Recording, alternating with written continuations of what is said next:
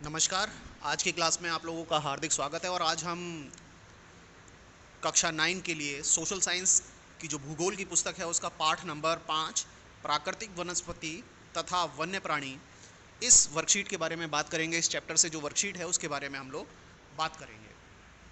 तो सबसे पहले शुरू करते हैं और देखें, ये कह रहा है कि भारत में प्राय औषधियों के लिए प्रयोग होने वाले कुछ पादप सर्पगंधा, जामुन, अर्जुन, बबूल, नीम, तुलसी, कचनार आदि भारत विभिन्न प्रकार की प्राणी संपत्ति में धनी है।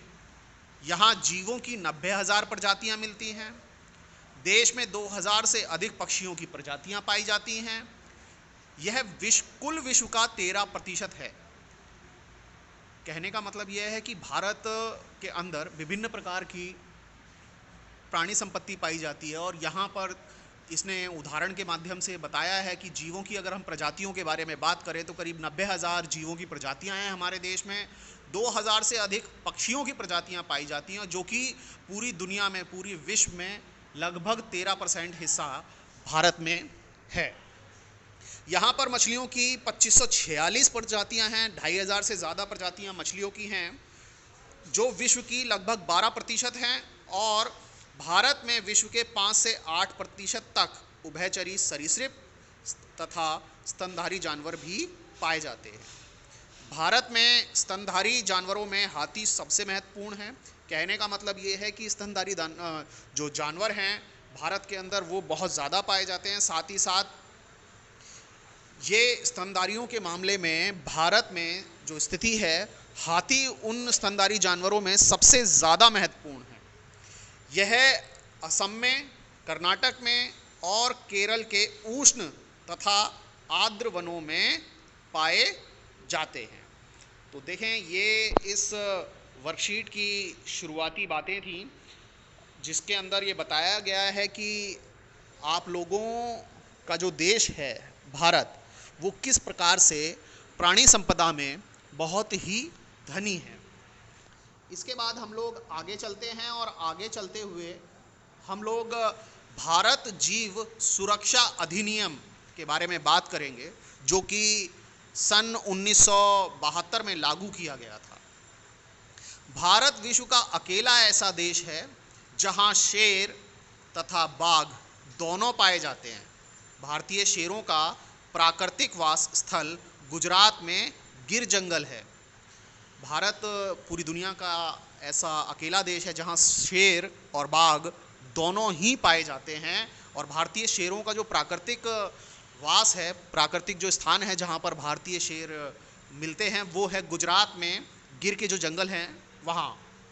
बाघ मध्य प्रदेश तथा झारखंड के वनों, पश्चिमी बंगाल के सुंदरवन और हिमालय के जो क्षेत्र हैं उनमें पाए जाते हैं।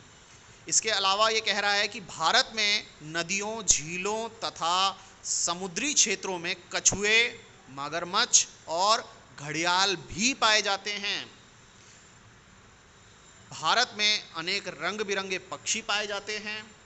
मोर, बतख, तोता, मैना, सारस तथा कबूतर आदि कुछ पक्षी प्रजातियां हैं जो देश के वनों तथा आर्द्र क्षेत्र में रहती हैं। देखिए, जैसा कि मैंने आप लोगों को अभी पिछले पैराग्राफ में ये बात बताई थी कि भारत प्राणी जगत के अंदर एक बहुत ही संपन्न देश है। यहाँ प्राणी जगत की जो संपदा है वो इतनी ज़्यादा भारी मात्रा में पाई जाती है और इतनी सारी प्रजातियां हैं जिनकी संख्या का वर्णन ऊपर किया गया है। तो इस मामले में भारत एक प्राणी वनस्पति के मामले में, प्राणी के मामले में एक बहुत ही, प्राणी संपदा के मामले में एक बहुत ही समृद्ध देश है।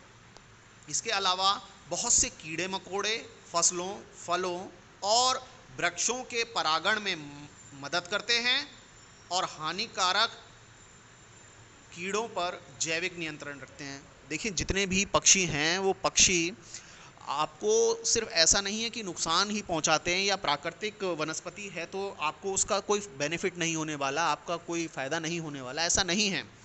क्योंकि जो पक्षी हैं, पक्षियों की जो प्रजातियां हैं, उनमें बहुत सारे कीड़े मकोड़े ऐसे होते हैं, कीड़े ऐसे हैं जो फसलों को फलों को, साथ ही साथ वृक्षों के परागण में भी बहुत मदद करते हैं। और साथ ही साथ इन कीड़ों की वजह से जैविक नियंत्रण बना रहता है। प्रत्येक प्रजाति का पारिस्थितिकी तंत्र में योगदान है, अतः उनका संरक्षण करना बहुत ज़रूरी है। क्योंकि देखें, हर प्राकृतिक जीव का अपना अपना महत्व है।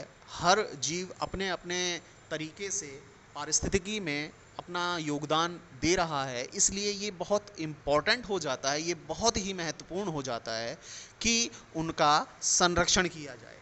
और इसीलिए भारत जीव सुरक्षा अधिनियम बनाया गया था, जो कि सन 1972 में लागू हुआ था। तो उसके हिसाब से इन सभी जीवों का संरक्षण करना जरूरी है। साथ ही साथ यदि कोई इन जीवों का संरक्षण करने में असफल होता है तो उसके लिए सजा का प्रावधान है। जैसे बाघ का शिकार, हिरणों का शिकार जंगलों में निषेध किया हुआ है, उसे रोक लगाई हुई है। यदि कोई इस प्रकार से गैरकानूनी रूप से शिकार करता हुआ पाया जाता है तो वो सजा का पात्र होगा, उसे कानून के हिसाब से सजा दी जाएगी। तो ये हम लोगों का वर्कशीट का फर्स्ट पार्ट था, जिसके अंदर आप लोगों को मैंने ये सारी चीज़ें बताई हैं। चलें अब इससे आगे चलते हैं हम लोग।